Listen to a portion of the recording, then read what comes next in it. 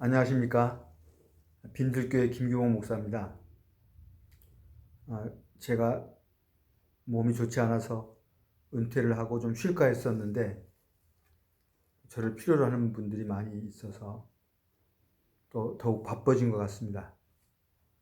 최근에 특히 대전신학대학교 축소 이전 문제 때문에 많은 논란이 있어서 거기에 제가 묘하게 끼어들게 됐는데 아무튼 깊이 생각하고 기도하면서 보다 좋은 방향으로 해결됐으면 하는 마음으로 일에 참여하고 있습니다. 이 시간에는 저희들이 내놓은 방안 중에서 가장 좋다고 생각되는 학교를 협동조합식으로 운영하자라고 하는 주제로 제가 말씀드리고자 합니다. 협동조합에 대해서 많은 분들이 알고 계실 것이고 또 긍정적으로 알고 계시는 분도 많지만 부정적으로 생각하시는 분들도 많이 있다고 생각이 듭니다. 그런데 적어도 제가 확신을 갖고 있기로는 협동조합은 매우 좋은 것입니다. 교회가 우리가 사랑스럽고 거룩한 것이라고 생각하는 경우가 대부분입니다만은 협동조합은 교회보다 훨씬 더 좋다고 말해도 과언이 아니라고 생각합니다. 왜냐하면 초대교회의 정신을 실천적으로 혼자서가 아니라 함께 어떻게 할 것인가 하는 문제를 가지고 고민하던 사람들이 만들어낸 가장 아름다운 공동체 작품이라고 생각하기 때문입니다. 이 대전신학대학을 생각하면서 협동조합이 떠오르고 또 협동조합 운동을 함으로써 교회가 얼마나 이익을 얻고 변화될 수 있을 것인가 하는 것을 생각하면서 가슴이 뛰고 또 실제로 많은 꿈을 꾸게 되었습니다. 대전신학교 사태는 지금 굉장히 어렵고 또 중대한 신앙적이고 신학적인 토론을 하고 있습니다만은 이 문제를 해결하면서 우리는 한국교회의 현재의 어려움을 그리고 여러 가지 고통을 해결할 수 있는 길이 있다고 저는 확신을 갖고 있습니다. 이미 알고 계시다시피 대전신학교가 학생들이 모이지 않고 또 결국은 등록금 수입이 적어져서 재정적으로 어려웠기 때문에 문제가 되는 것이 사실이죠. 그 원인은 여러 가지가 있겠습니다. 다시 말하면 우선 학교가 학교답지 않게 여러 가지 문제를 안고 있고 또 비정상적으로 운영되고 있다라는 평들이 많기 때문입니다. 두 번째로는 보다 근본적인 문제입니다만은 한국 교회가 우리 한국 사회에서 해야 할 참된 역할과 위상이 무엇인가를 제대로 알지 못하고 사회로부터 고립되거나 아니면 사회를 외면해버리거나 아니면 사회 문제에 무관심함으로써 존재해야 될 가치가 없는 그런 집단이 되어버렸다는 데 문제가 있습니다. 하나님께서는 교회만을 사랑하시는 것이 아니라 교회 안에만 계시는 것이 아니라 이 세상을 다 움직이시는 주권자이십니다.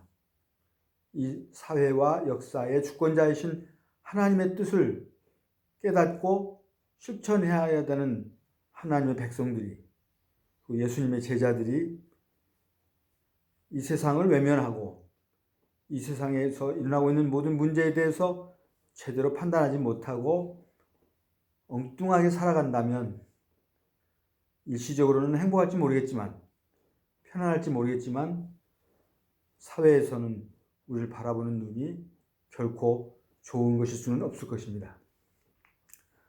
아무튼 신학대학은 교회의 지도자를 길러내는 교육기관이기 때문에 실제로는 학문적으로나 혹은 영성적인 면에서 전문성을 가지고 꾸준히 제자들을 길러내는 그런 시스템을 갖춰야 될 것입니다. 근데 대전신학대학이 과연 그것이 가능한가?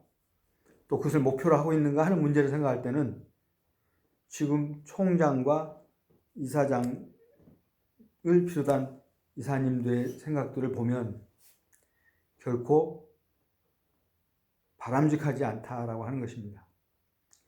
그저 신앙의 지도자, 목회자를 길러내는 전문성을 가진 단일 학과밖에 없는 단순한 학교이기 때문에 오히려 인문과학이나 사회과학이나 기타 성경 이외의 것에 대해서 굳이 전문적으로 공부할 필요가 없다라고 주장하는 분들도 있고, 또 그런 교수들조차도 필요 없으니까 내보내야 된다라고 주장하는 분들도 있습니다.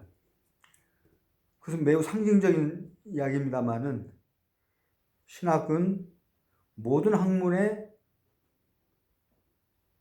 지도자로서 지도적인 위치를 가져야 될 뿐만 아니라 모든 학문으로부터 가장 참된 것을 받아들여서 하나님의 뜻으로 그것을 변화시킬 수 있는 그런 정말 아름다운 연구하는 사람들도 필요하거나, 그리고 실제로 그런 분들이 일을 많이 해야 하는 것이 신학교라고 저는 생각을 합니다. 아무튼 교회가 그리고 신학대학이 사회와 일정한 거리를 두고 사회에 대해서 무관심하거나 문제를 해결할 수 있는 능력이 없다면 결코 살아남지 못할 것입니다. 정말 신학대학이 하나님의 뜻을 실천함으로써 이 땅에 하나님의 나라를 이루고 세상을 끌어안고 구원할 수 있는 교회와 신학대학이 되려면 지금의 생각을 가지신 분들은 생각을 바꿔야만 한다라고 하는 것은 분명할 것입니다. 그런데 이 학교가 과거부터 운영하는 방식이 재단은 있는데 수익 사업도 없고, 그리고 다른 주인이라고 할 수 있는 그런 기업 혹은 기관이나 단체가 아니라고 하는 것입니다. 이사들은 총회에서도 내려오고 지역에서도 올라가고 해서 이사들은 다양하게 모여 있습니다만 그 이사들이 회의하는 기능 이외에 다른 기능은 없습니다. 신학대학이 지금까지 그렇게 유지된 것은 지역에 있는 교회에서 낸 헌금과 기부금으로 유지가 되었습니다만은 근본적으로는 등록금이 기초가 되었을 것입니다. 근데 그 등록금이 학생 숫자가 이제 3분의 1밖에 안 돼서 등록금이 고갈된 상태라면, 그래서 지금 임금이 4개월이나 밀렸음에도 불구하고 대책이 없다. 그래서 모든 것을 축소하고 지금 교육용 자산을 팔아서 앞으로 몇 년 갈지 모르지만 급여를 댈 수밖에 없다거나 하는 것은 결코 대전신학대학을 살리는 참된 대안이라고 말할 수는 없습니다. 사실은 대전신학대학은 전국에서 가장 작은 신학대학입니다. 꼭 부끄럽지는 않습니다. 그런대로 역할을 잘 수행해 왔기 때문에. 그러나 다른 신학대학이나 일반 대학이 학령기 대학생들이 줄어들어서 모든 것을 축소할 수밖에 없다고 할지라도 저희는 좀 다른 경우라고 생각을 합니다. 왜냐하면 그동안에 이미 가장 작은 규모로 존재해 왔기 때문입니다. 가장 작은 규모로 존재했던 것, 그 학교가 여기서도 또 축소를 한다면 그것은 사라지겠다는 것과 같고, 또 사라지더라도 어쩔 수 없다고 생각하는 매우 패배주의적인 생각에 사로잡힌 것이라고 생각을 합니다. 그래서 저희는 다른 학교는 전부 줄어들더라도 이 중부 지역을 대표하고 중부 지역을 하나님의 나라로 만들 수 있는 일꾼들을 길러내는 학교라면 지금부터라도 발전하고 성장할 수 있는 참된 길은 없을까 하고 함께 모색해야 된다고 생각을 합니다. 그리고 총회가 이미 5년 전부터 이미 줄어들기 시작하는 폐쇄 위기에까지 갈 수도 있는 신학대학과 성장기를 이제 성장을 멈춘 교회가 상생할 수 있는 방법이 없겠는가를 연구하도록 요구했습니다. 그런데 그 답을 내놓았다는 이야기를 듣지 못했습니다. 그러는 가운데 전국에서 최초로 이제 대전신학교가 이렇게까지 나쁜 상황이 됐고, 또 이 나쁜 상황을 극복하기 위해서 폐쇄가 될지도 모르는 축소 이전을 모색해야 되는 그런 단계가 왔다면 이것은 매우 불행한 일입니다만은 사실은 하나님께서 우리에게 교회와 신학대학을 살리라고 하는 사명을 주신 것이라고, 가장 어려운 사람들이 가장 지혜롭고 그리고 가장 큰 살림의 지혜를 하나님으로부터 얻을 수 있다라고 하는 그런 기회를 주신 것이라고 저는 생각을 합니다. 그래서 우리는 협동조합식으로, 요즘에 이제 그 협동조합이 유행하고 있다는 건 아시겠죠? 정부에서도 협동조합을 장려하고 있고, 그래서 기본법을 만들었고, 그 협동조합으로 모든 것을 하겠다면 지원하는 것까지도 있습니다. 다행히도 서구에는 대학을 협동조합식으로 운영하는 데도 적지 않게 있다라고 하는 것입니다. 제가 전문가는 아닙니다만 적어도 협동조합이 어떤 역사를 가지고 있고 어디서 어떻게 성공하고 있고 그것이 어떤 결과가 나왔는가에 대해서는 알고 있습니다. 그리고 그것이 교회와 그리고 목회와 선교에 어떤 도구가 되고 혹은 어떤 촉매제가 될 수 있는가 하는 것에 대해서는 알고 있기 때문에 제가 그 말씀을 드리고자 하는 것입니다. 아무튼 이해가 길어졌습니다만은 저는 대전신학교를 참되게 살리는 방법은 총회가 지금까지 기독교를 살리기 위해서 혹은 우리 총회 전체를 활성화시키기 위해서 정책으로 입안했던 것이, 총회는 정책을 만드는 역할을 하고 사업은 그 지역사회와 함께 호흡해야 되는 노회가 해야 된다라고 하는 것입니다.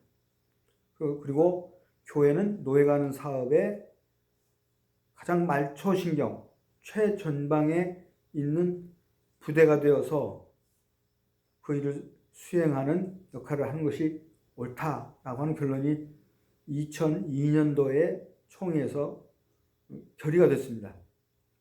문제는 구도는 좋았는데 그것을 실행할 수 있는 구조를 창안해내지 못하고 지금까지 왔기 때문에 어느 노예도 사업노예가 되기 위해서 노력해온 노예가 없고, 또 총회에서도 그것을 실현하기 위해서 노력한 부서가 없습니다. 그러나 이 신학교를 중심에 놓고 생각하면서 노예와 신학교가 상생하는 방안을 강구하라고 하는 5년 전에 신학교육부에서의 결의가 결국은 이것을 총체적으로 변화시킬 수 있는 기회가 있구나. 다시 말하면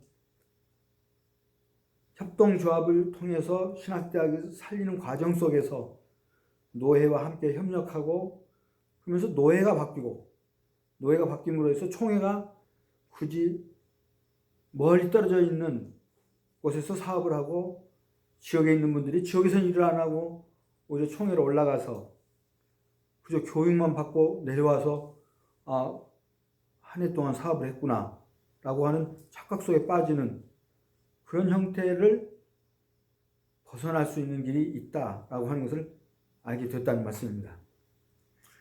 또 한 가지는 원래 협동조합은 경제적인 욕구를 무시하지 않는 방식입니다. 보통 자본주의는 너무 지나치게 물질에 이익에 집착하는 것이고 또 사회주의 쪽은 지나치게 정신적인 쪽에 그리고 어떤 이익을 추구하는 것을 죄악처럼 느낄 수도 있는 그런 사상의 구조 속에 있습니다만은 협동조합은 그 사이에서 개인의 물질적인 욕구를 인정하면서도 동시에 공동으로 그것들을 나누고 공유하고 그리고 그것을 누리는 것을 인정하는 것이 협동조합입니다.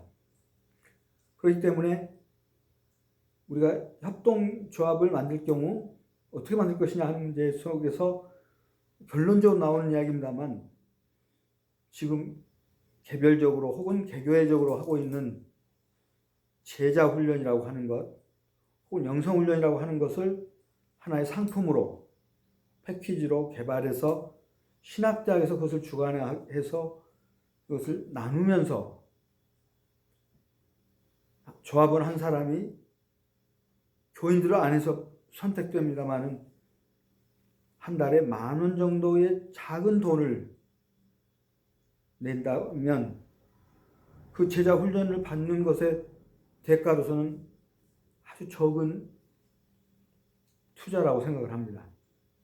대신 이익은 굉장히 높은 수준의 이익이라고 생각을 해요. 또 장차 대전신학대학을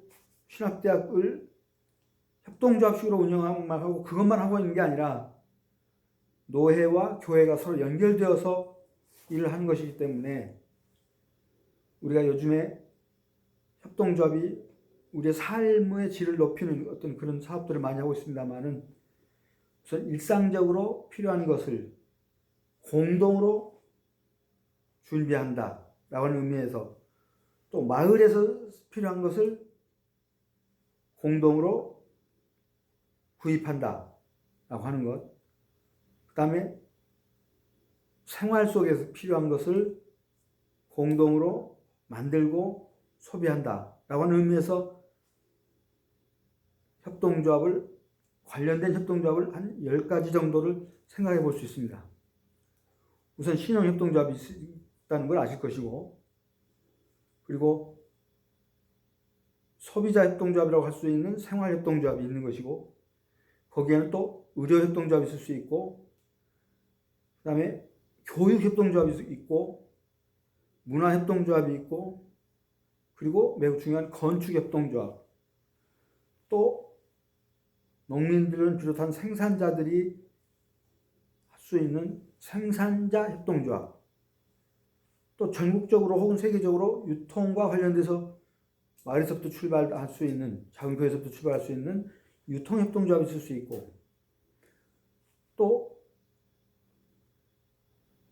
인간의 여러 가지 사업을 지금 용어가 생각이 안 납니다만은 애경사를 돌보는 상조 역할을 할 수 있는 협동조합도 있을 수 있고 심지어는 어떤 여행이나 관광을 함께 기획하고 함께 할 수 있는 협동조합도 있을 수 있습니다.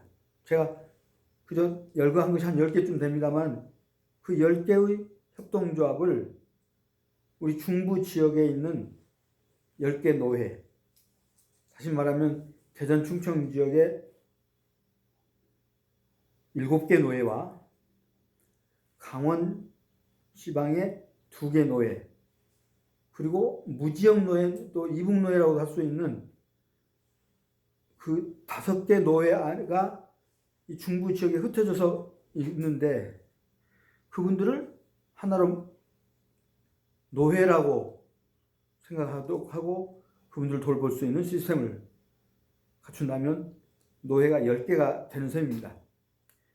그리고 제가 이제 교세 통계를 보니까 그 안에 신도가 약 20만 명 정도가 되고요. 세례 교인은 한 13만 명 정도 되고, 그리고 이제 재직들은 한 8만 명 정도 되고, 그리고 이제 항전직이 한 2만 명 정도 되고,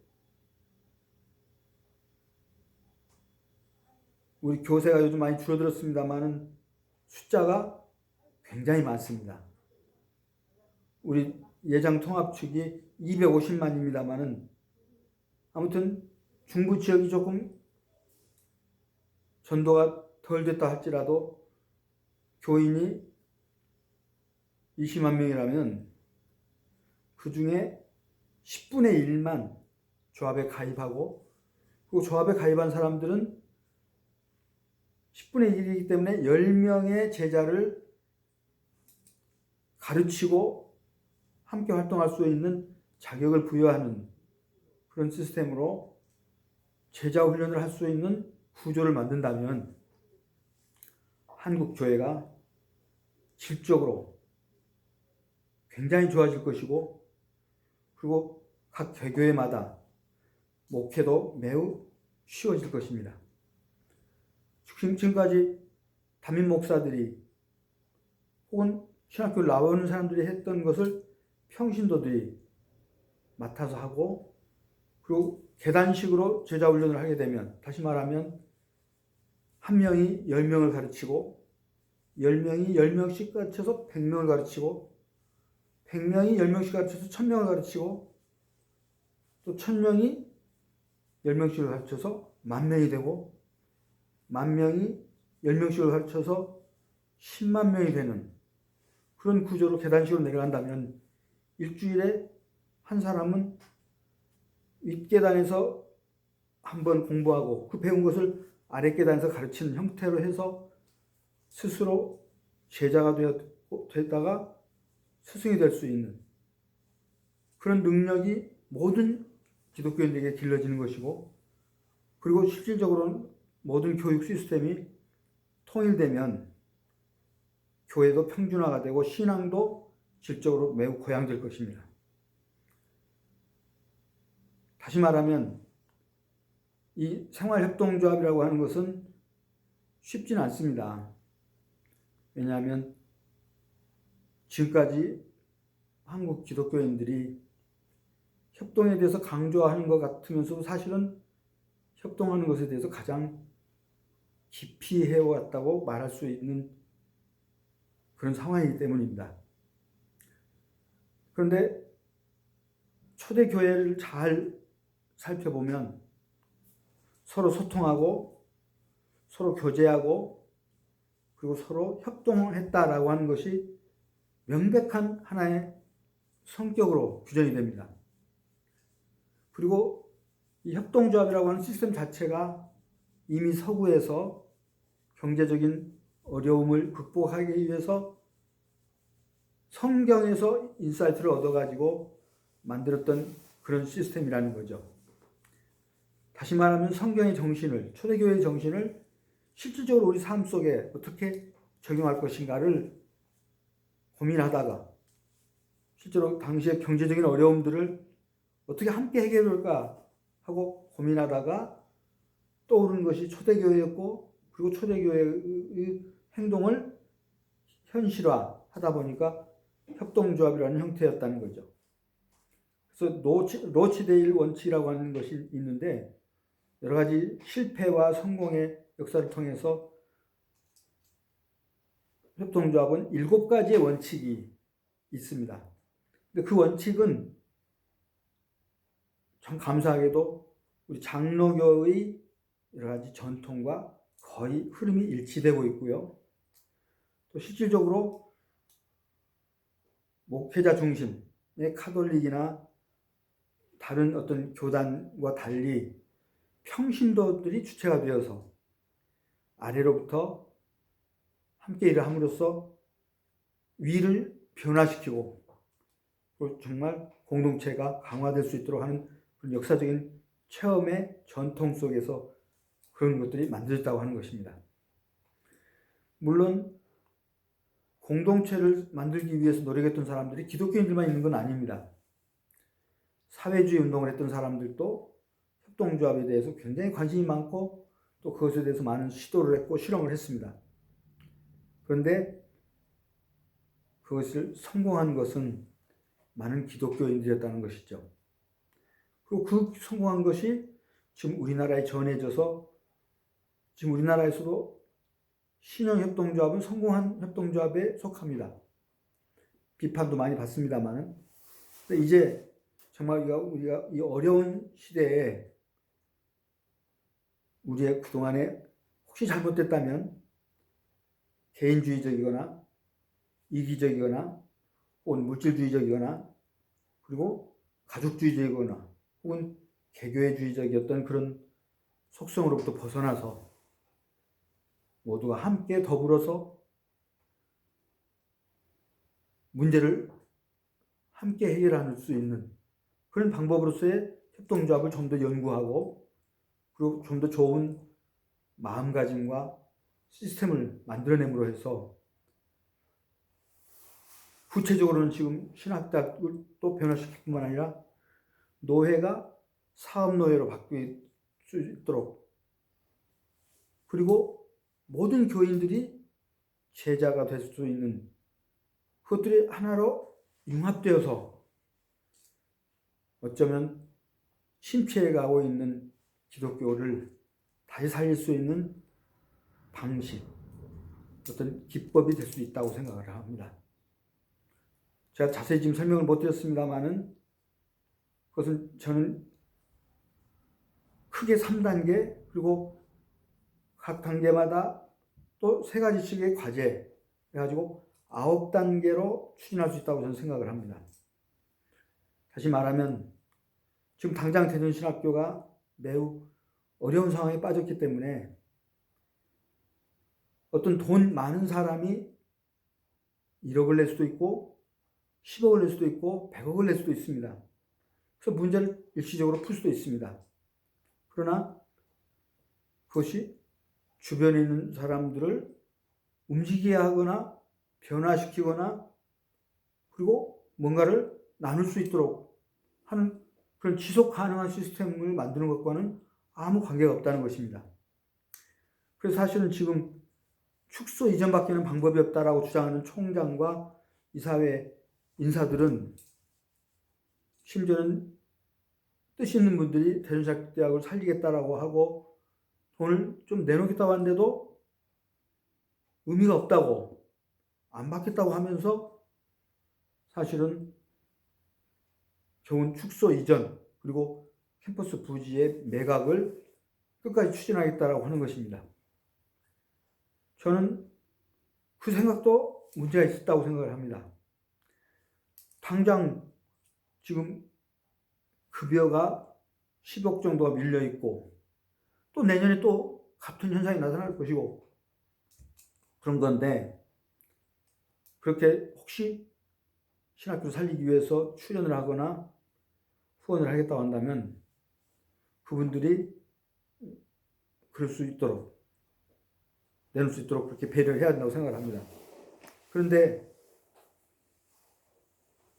그 돈을 주시는 분들이 신학대학이 만약 그 돈을 저희들이 준다면 내놓는다면 어떻게 다시 살아날 것인가에 대해서 그림이 그려져야 된다.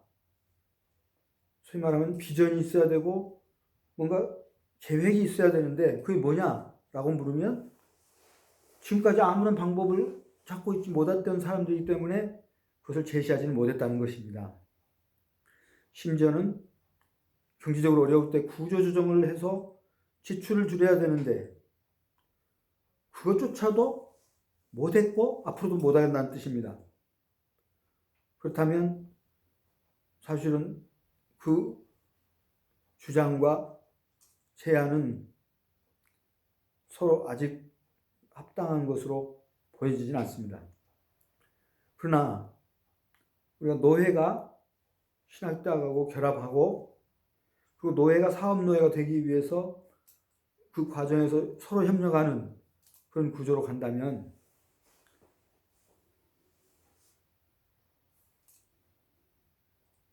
중부 지역에 20만 명의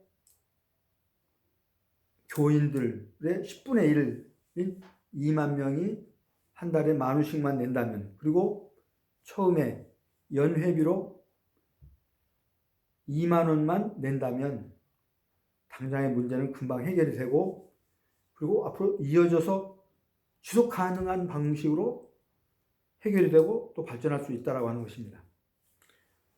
간단히 말씀드리면 지금 1년에 약 15억 정도가 부족하다는 겁니다. 물론 그것은 다른 사업도 안 하고 그냥 지금 현 상태만 유지할 때 그렇다는 뜻이고요. 사실은 우리가 지금 신학교가 살아나려면 이 교인들을 비롯해서 대중들이 신학교에서 공부하는 것이 좋다고 하는 그런 수요가 창출되어야 됩니다. 그러려면 지금 공급하는 이쪽에서 대중들이 원하는 학습 교재나 혹은 영성 교재나 혹은 여러 가지 생활에 필요로 하는 협동조합에서 생산되는 것의 생산과 유통, 이것을 구조를 만들어야 되는 것이죠. 근데 그런 것들이 되려면 매월 10,000원씩을 내는 분들이 10분의 1이니까 10,000명 내지 2만 명이 되는 겁니다. 그러면 10,000원씩을 내는 거니까 1억 내지 2억이 매월 모이게 됩니다. 그러면 그것의 50%는 신학대학의 부족한 재원을 채우도록 넘겨주고, 50%를 가지고는 조합원들, 교인들을 살리는 제자훈련 프로그램을 수행하는 비용이 될 것이고, 그러면 사람이 필요하기 때문에 거기는 최저임금보다는 좀 적을지 모르겠습니다. 조금 많을지 모르겠습니다만 아무튼 일정량의 보수를 받는 목사님을 별도로 고용해서 노예마다 한 사람씩을 고용해서 그분들에게 급여를 주면서 그분들이 제자훈련을 할 수 있도록 신학교에서 훈련을 시키고, 그리고 매주 그것을 실행하도록 하는, 그래서 개교회의 목사님들하고 동역하고 협력할 수 있도록 시스템을 만든다면 사실은 돈 없는 사람들이, 가난한 성도들이 한 달에 10,000원 내는 건 그렇게 어렵지 않은데도 불구하고 그것은 전체를 살리는 굉장히 큰 종잣돈이 된다는 말씀입니다.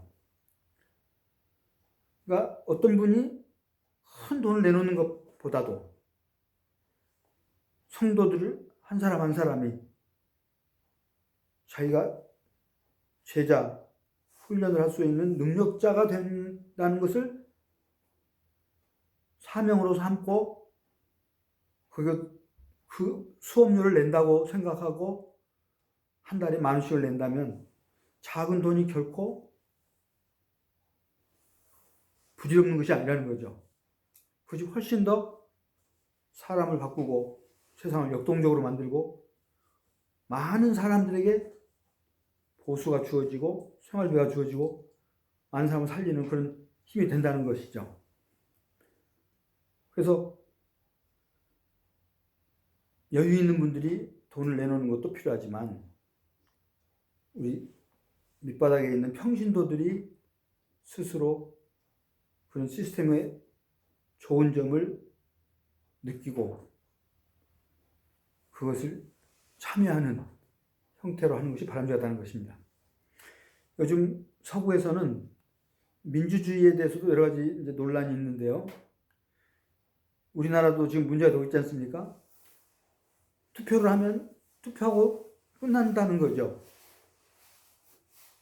주권은 투표할 때밖에 없다는 거죠. 근데 그게 아니라 이제는 투표를 해도 혼자 하는 것이 아니라 같은 뜻을 가진 사람들끼리 모여서 투표를 하는 거니까 조합민주주의라는 거예요. 한 개인의 의사만 중요한 게 아니라 다른 사람들과 함께 협력해서 뭔가를 주장하고 실천할 수 있는 그런 민주적인 시스템이 필요하다는 거죠. 그러기 위해서 교인들을 전부 그런 식으로 묶어서 10명씩을 한 그룹으로 묶어서 거기에 리더가 10,000원씩의 비용을 내면서 그 10명을 가르치고 함께 활동하고 그리고 함께 공부하고 할 수 있는 그런 시스템을 일상화한다면 한국 교회의 성장도 성장이지만 한국 교회가 기반이 돼서 한국의 민주주의도 지금까지는 대의민주주의에서 이제부터는 참여민주주의로 바뀔 수 있는, 그리고 단순히 민주주의만이 아니라 사회 전반적인 것이 활성화될 수 있는 그런 구조를 만드는 데에 교회가 기여할 수 있다는 것입니다. 좀 더 자세하게 말씀드릴 수 있었겠습니다만 그것은 또 다른 기회로 돌리기로 하고 아무튼 간단하게 말씀드렸는데요. 여러분들은 뭐 혹시나 무슨 커다란 문제가 없을까라고 생각할지 모르겠습니다만 아마 이 방법이 가장 민주적이면서도 가장 참여적이고 그리고 가장 신앙적이고 그리고 가장 사회적일 것입니다. 그리고 한국 교회가 지향하는 공동체를 만들고 확장하는 일, 이 땅에 하나님의 나라를 만드는 일, 그 일에 가장 좋은 길이다라고 하는 저는 확신을 가지고 모든 목사님들이 먼저, 장로님들이 먼저 깊이 생각해 보시고 이 문제를 서로 합의해서 노회의 활성화 그리고 노회를 사업하는 것, 단순히 정치와 행정만 하는 것이 아니라 노회가 지역사회를 위해서 봉사할 수 있는 그런 노예로 만들면서 동시에 사회의 영향력을 높임으로써 그리고 평신도들이 사회에 가서 빛과 소금의 사명을 감당할 수 있도록 성장시킬 수 있는, 성숙시킬 수 있는 그런 기회라고 하는 것을 아시고 이것을 함께 추진할 수 있도록 합의해 주시기를 간절히 부탁을 드립니다. 앞에서 말씀드렸습니다마는 아무튼 저는 대전신학교의 문제를 고민하다가 노회의 문제도 고민하게 되고 한국교회 문제를 고민하게 되고 결국은 이제는 한국교회도 개혁돼야 되는데 신학적으로도 변화돼야 되지만 구조적으로도 변화되는 것이 굉장히 중요한데 어떻게 변화되는 것이 옳은가에 대한 길을 하나님께서 깨닫도록 도와주셨다는 것입니다. 그런 의미에서 우리 아직 완성된 것도 아니고 아직 실천하고 있는 것도 아닙니다만은 기회가 되면 만나서 토론하시고 뜻을 모아서 모두 함께 살 수 있는 이 사업에 동참해 주시기를 간곡히 부탁을 드립니다. 감사합니다.